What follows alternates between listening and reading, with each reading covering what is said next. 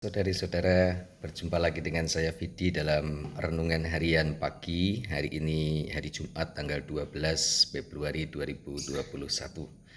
Bacaan Injil diambil dari kitab Kejadian bab 3 ayat 1 sampai dengan ayat 8. Bacaan Injilnya diambil dari Injil Markus bab 7 ayat 31 sampai dengan ayat 37.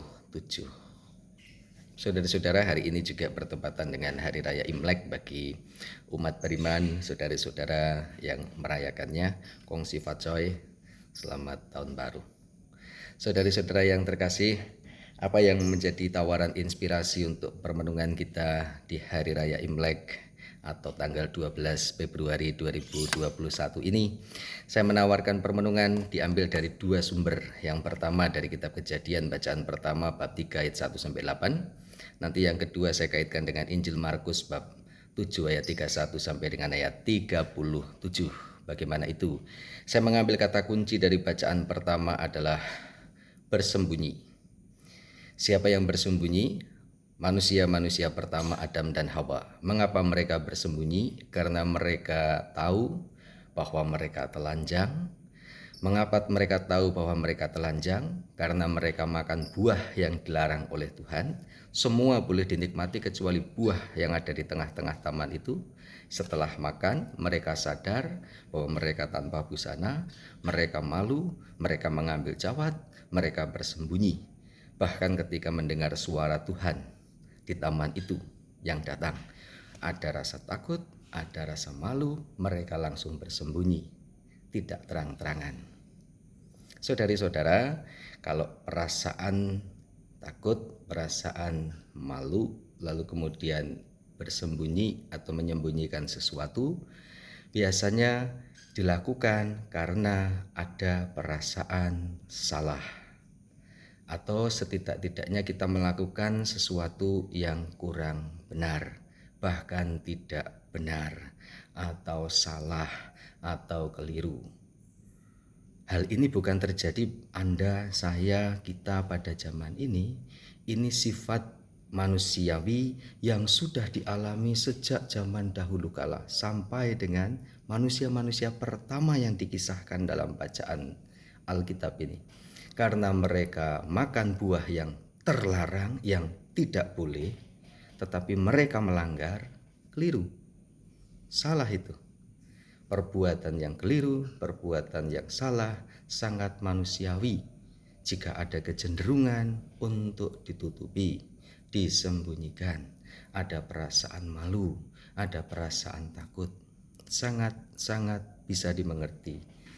Karena kita melihat dari leluhur kita, leluhur iman kita, yaitu Bapak Abraham dan Bapak Adam dan Ibu Eva, atau Adam dan Hawa itu. Ini yang mau saya tekankan. Mereka bersembunyi karena kaitannya mereka ada kesadaran, ada rasa bersalah, ada takut, ada malu, jadi satu. Kenapa? Sadar bahwa melakukan sesuatu yang sudah salah, yang tidak benar, yang keliru, melanggar sesuatu, itu perasaan timbul otomatis atau mempunyai konsekuensi langsung yang langsung bisa dirasakan, dialami, yaitu malu, yaitu takut, yaitu ingin menyembunyikan sesuatu. Setelah ada kesadaran bahwa ini yang saya lakukan salah, ini keliru. Ini poin pertama. Sedangkan dalam bacaan Injil, apa yang saya ingin sampaikan kepada Anda untuk menjadi permenungan kita,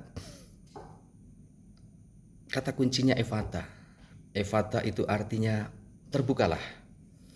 Allah menolong orang yang sakit melalui Yesus Kristus, orang yang bisu dan tuli.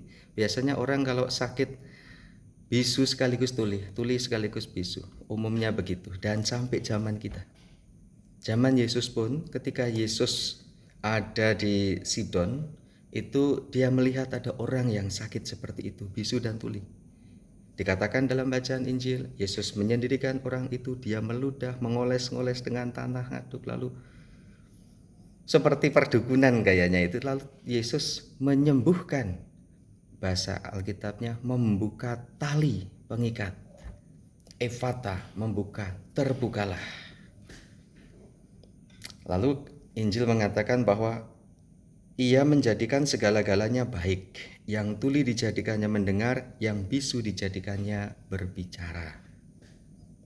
Ini penting. Yang tadi bacaan pertama menyembunyikan karena sadar akan pengalaman salah, keliru, berdosa, tidak benar. Langsung respon yang dirasakan malu, takut, menyembunyikan sesuatu, dan sangat bisa dimengerti kalau kita mengalami itu karena leluhur kita Adam dan Hawa melakukan itu. Bacaan Injil, Yesus representasi Allah yang tak tampak membuka, terbukalah. Yang tadinya ada hambatan-hambatan, sakit bisu dan tuli, itu hambatan dalam tanda kutip, sama Yesus dibuka, terbukalah, sehingga menjadikan segala-galanya menjadi lancar dan baik adanya. Tertutup bacaan pertama, disembunyikan, dan bacaan yang Injil terbuka, menjadikan segala-galanya untuk baik. Untuk terbuka itu juga tidak gampang. Ada rasa takut, ada rasa malu, mungkin karena satu dan lain hal. Saudari-saudara, kalau mau dikaitkan dengan pengalaman Hari Raya Imlek, saya membayangkan bahwa malam hari tadi atau hari ini orang-orang pada berkumpul dengan keluarga masing-masing, lalu kemudian saling berkumpul secara keluarga. Mungkin ada bahasa Jawa, seorang Jawa istilahnya ngudar rasa perasaan itu diudar, disampaikan, diseringkan keluarga satu sama lain, sehingga ada keterbukaan. Ya, keterbukaan itu bukan sesuatu yang mengenakkan juga, tetapi juga menyelamatkan kadangkala. Orang tahu bagaimana saya tahu bagaimana saudari-saudaraku yang lain. Diharapkan dengan pertemuan keluarga, saling kumpul, saling ngudar rasa itu, lalu kemudian diharapkan segala-galanya menjadi baik. Dalam bacaan Injil, Yesus juga membuka, Efata, ia menjadikan segala-galanya baik. Kalau mau dikaitkan dengan tahun ini adalah tahun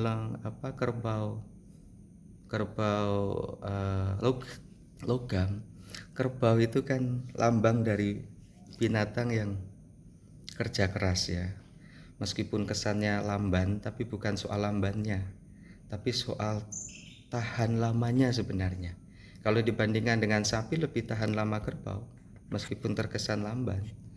Tahan lama, tetapi sekaligus juga bekerja keras. Dan logam juga, Anda tahu, semua alat-alat listrik dengan logam itu bisa memuat, menampung energi negatif dan positif, ditampung menjadi satu dan menghasilkan daya energi, yaitu penerang.